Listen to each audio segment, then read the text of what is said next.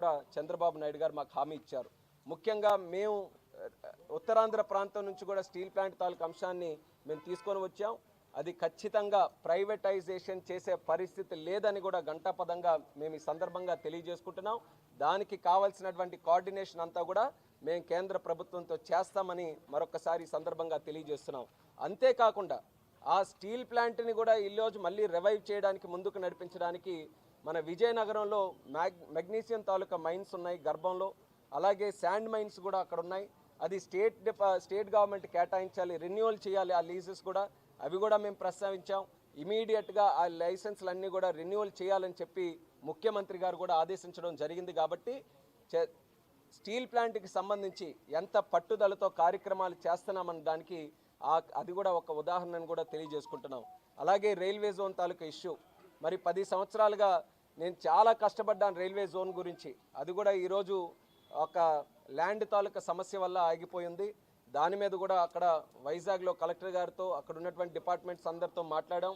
దీని మీద మరి పల్లా శ్రీని గారు, భరత్ గారు, అలాగే అక్కడ ఉన్నటువంటి ప్రజాప్రతినిధులు అందరూ కూడా తరచూ దీని మీద కూడా సంప్రదింపులు జరుపుతున్నారు.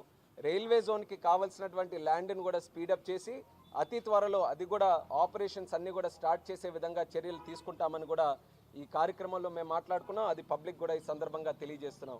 అలాగే చాలా ఇష్యూస్ వచ్చాయి 5 సంవత్సరాల్లో. మీరు చూసుకుంటే ఎక్కడా కూడా ఆర్థిక వ్యవస్థ అనేది సరిగ్గా లేనటువంటి సందర్భంలో 4 వైట్ పేపర్స్ కూడా రాష్ట్రానికి సంబంధించి రిలీజ్ చేశారు.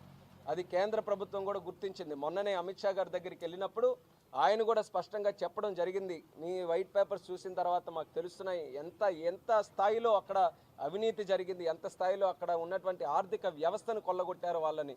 మరి అలాగే రేపు రాబోతున్నటువంటి అసెంబ్లీలో కూడా మరొక 3 వైట్ పేపర్స్ను కూడా రిలీజ్ చేయడం జరుగుతుంది. ఎందుకంటే ప్రజలకి కూడా ఒక అవగాహన రావాలి. రాష్ట్రంలో ఉన్నటువంటి పరిస్థితులు ఒక్కసారి అందరూ అవగాహన చేసుకుంటే రాష్ట్ర పునర్నిర్మాణంలో ప్రతి ఒక్కరు కూడా అంకిత భావంతో పనిచేస్తారనే ఉద్దేశంతోనే చంద్రబాబు నాయుడు గారు ఆ యాక్టివిటీని కూడా చేపట్టడం జరుగుతుంది.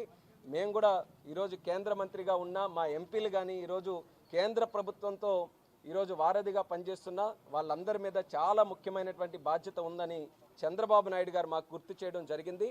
ఆ బాధ్యతని మేము అందరం కూడా స్వీకరించి మరి రాష్ట్రానికి కేంద్రానికి ఒక చక్కనైనటువంటి పద్ధతిలో ప్రతి ఒక్క రూపాయి కూడా మిస్ కాకుండా రాష్ట్రానికి తీసుకొని వచ్చే క్రమంలో మేము పనిచేస్తామని కూడా ఈ సందర్భంగా తెలియజేస్తున్నాం. కేంద్ర బడ్జెట్కి సంబంధించి రాష్ట్రానికి ఏ సమస్యలు ఏ డిపార్ట్మెంట్స్లు ఉన్నాయో ప్రతి ఒక్కటి కూడా చంద్రబాబు నాయుడు